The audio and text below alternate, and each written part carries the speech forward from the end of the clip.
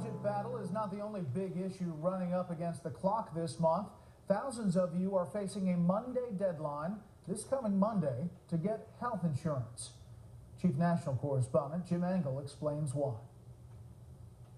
The president was forced to back down after the backlash over this statement, which even Democrats say was a lie.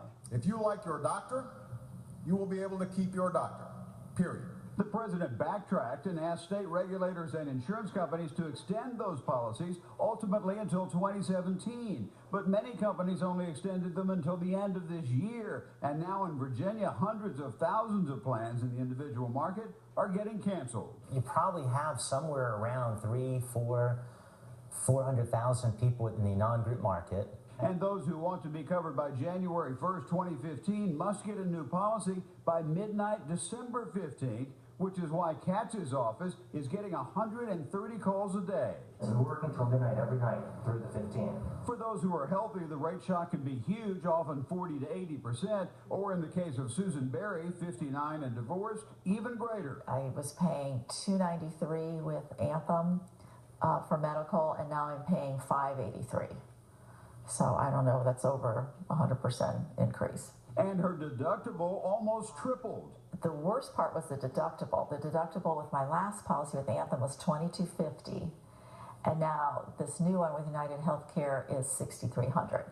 Susan is just over the limit for subsidies for a single person, so she has to pay the full cost herself. And she's healthy, not the kind of person John Katz says reach the full benefits of Obamacare. The people of very limited means, the people that had substantial health issues when they took their individual, their non-group coverage out. But we're dragging about maybe 90% of the population down the drain to help that population. Susan's still trying to figure out how she can afford $10,000 more for health care. Yeah, I'm thinking about having someone live in my home to make up the difference. Rent a room out, basically. One of the main reasons why there are so many consumers around the country who are upset, because in pushing them into the new system, they're making them pay a lot more for coverage that they find less attractive. As Democratic Senator Charles Schumer recently said, 85% of people were happy with their insurance beforehand. And though the massive changes to health care were aimed at ensuring the uninsured, the Congressional Budget Office says even after $1.8 trillion in subsidies over 10 years, millions of Americans will remain without insurance. Even if they are successful to the degree these projections indicate, there still will be about 30 million or a little bit more uninsured 10 years from now.